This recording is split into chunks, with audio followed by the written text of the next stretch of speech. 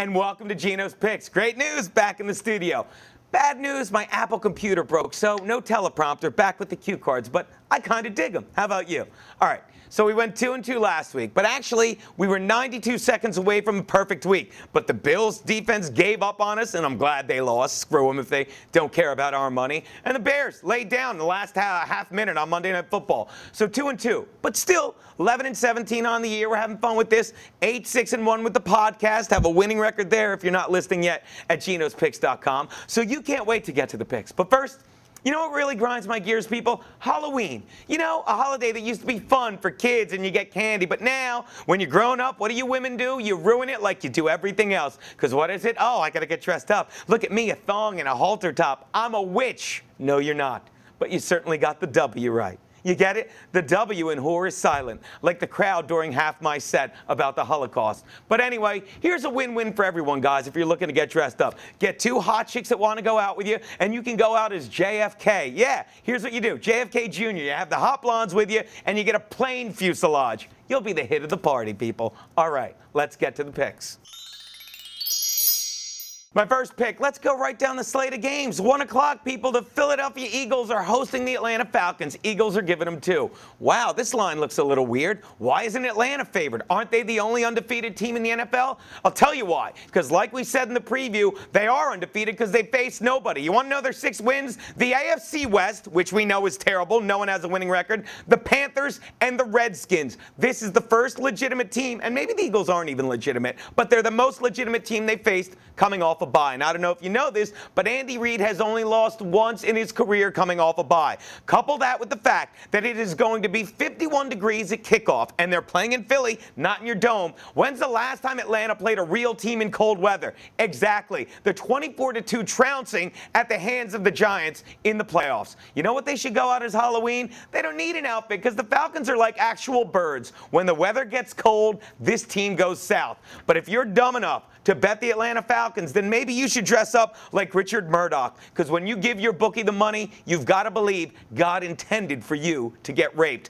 Take the Eagles and lay the 2.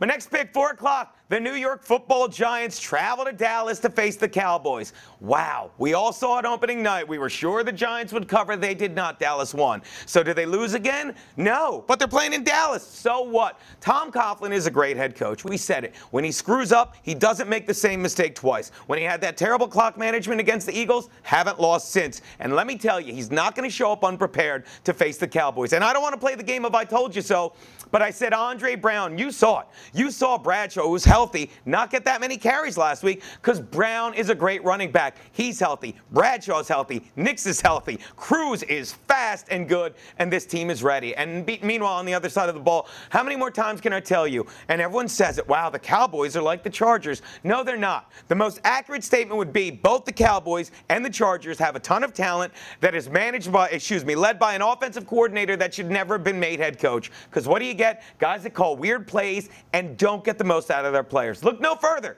than Dez Bryant, who during that Ravens game had a great catch and then missed the same play, a perfect pass. But what happens? They get the ball back and they go downfield on the onside kick, and one pass to Dez Bryant, he spikes the ball, and then the clock runs down, because that's what you get with an offensive coordinator like him who should not be a head coach. They don't know how to manage the clock. You know what Jason Garrett should go out for his Halloween? Dick Clark, because he may be talking about the clock ticking behind him, but no one understands a word he's saying.